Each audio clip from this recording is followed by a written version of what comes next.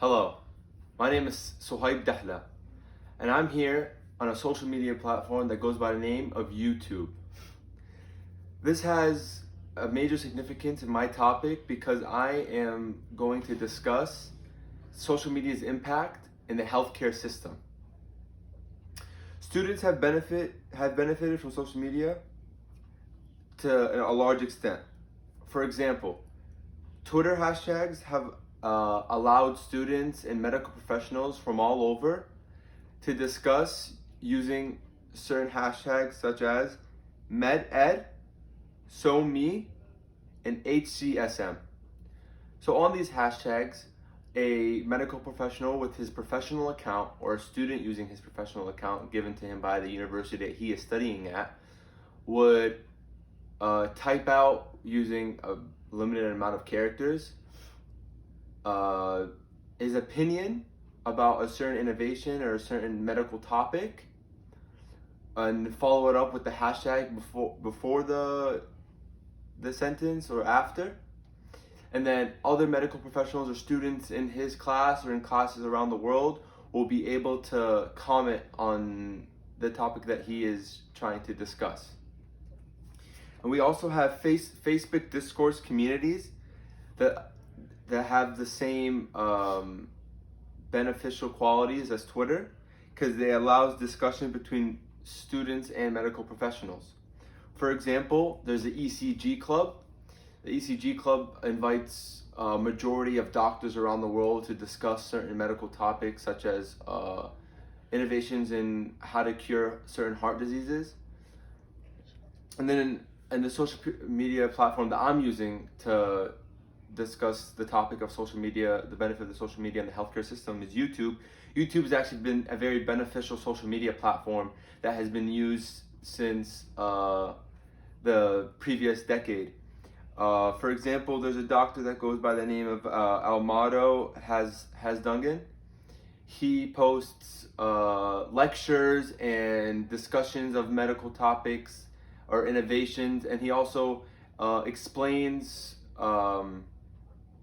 certain lessons that are being taught in medical schools or dental schools and stuff, because some things aren't conveyed as well through lectures given by the teacher, so he kind of minimizes his explanations, but in a way that allows the students to understand it better.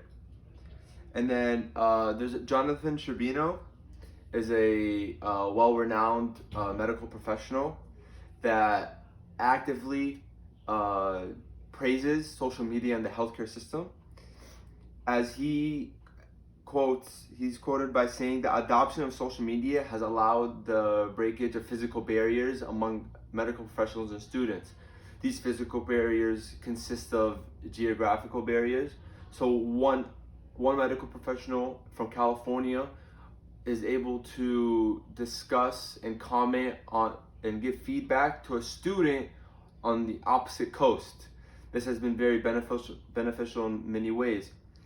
It seems like professors that are teaching at universities and medical schools have adopted these social media platforms in a way to discuss and teach their lesson plan, as it's become a part of the curriculum. As it is part of the curriculum, they're posting their lectures on YouTube because it's accessible to all their students, because social media has become an accessible source. Social media in the healthcare system has also benefited patient care. The social media platform Yelp has allowed patients to, after their visit with a certain medical professional or doctor, they're able to review how the patient care was based off of 5-star review and comments about their stay or their appointment. This has been very beneficial to doctors because they are able to see the reviews and they're able to take this a negative or a positive comment and better themselves as a healthcare provider. Dr. Kim, for example, is an OBGYN in Chicago, Illinois. Dr. Kim won second place in a research paper certificate, and as she was able to discuss how Yelp made her a better doctor. Yelp made her a better doctor because a patient was complained about her care provided by Dr. Kim, and Dr. Kim was, instead of being hurt by these comments, she said, I took this comment, and every single time I was visited by a patient, I was able to remember what I did wrong last time and better myself each and every time after that. So she took all her mistakes or her positives and kept up with it. And not only does it help with patient, another way it helps with patient care is instant updates and that allow like pre and post-op analysis given to the patient. So the social media allows fast communication between patients and doctors. So every time a new update comes up, they're able to update the patient and themselves and the people around them. This has allowed for better health outcomes for the patient. Also, this has allowed for patient empowerment because the social media, they're able to gain more information using social media on their and like diagnose themselves. So they go into the appointment feeling more confident about what they're talking about and being able to communicate better with their healthcare provider. But a disadvantage of this social media in terms of patient care is HIPAA violations, because doctors are posting about the type of care they are providing and for the patient, so which can be tracked back to the patient, which is a violation of confidentiality. There's been multiple complaints and about this, but it's able to be diminished through being careful of like what age of not providing the age of the patient or the exact diagnosis that is providing. Instead of just providing diagnosis, you could just talk about what kind of care they provided. And then social media also provides healthcare institutions with cost-efficient and low-cost-efficient marketing that has become a low-costing benefit.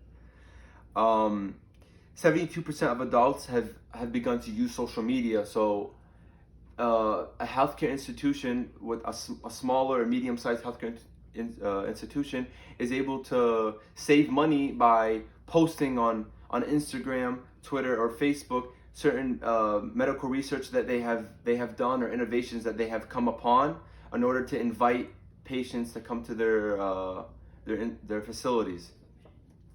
For instance, in Brazil, they have discussed, there was a research paper in Brazil that said that smaller and medium-sized healthcare facilities have kept a competitive advantage with bigger healthcare facilities because they are able to market their facility better, or if not the same as a bigger institution.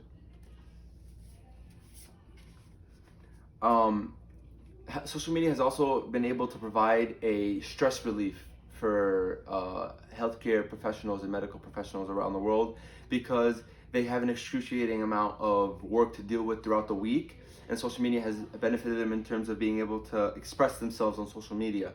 For instance, during the coronavirus, TikTok has become a major platform for expression.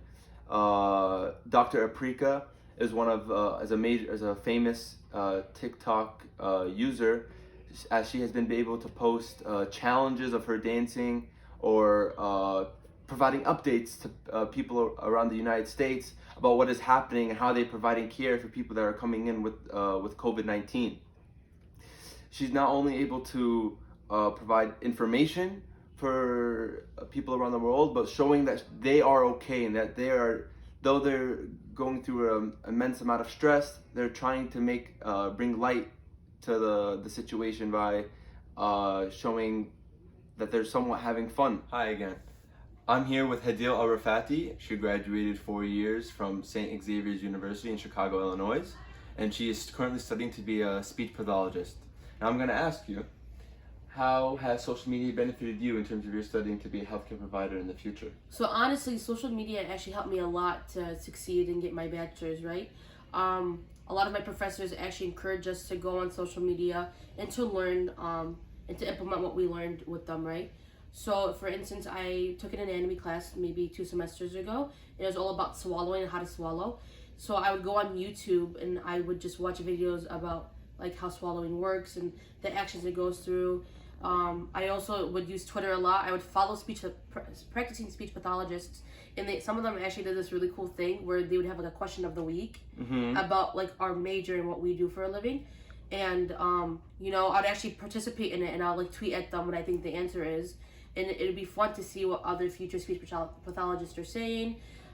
It'd be cool for me to just remember what I learned, and it actually helped me a lot to succeed through my 4 years. So you would confidently say that social media has been a major benefit of you instead of something that has distracted you. 100%. Even on Instagram nowadays, we follow a bunch of SLPs all over the world. I actually follow this page where it's all about cultured SLPs. So people from Latinas who are SLPs, and Middle Easterns and African Americans, and how they grew up to be what they are today, and how it actually impacted them and how it benefited them.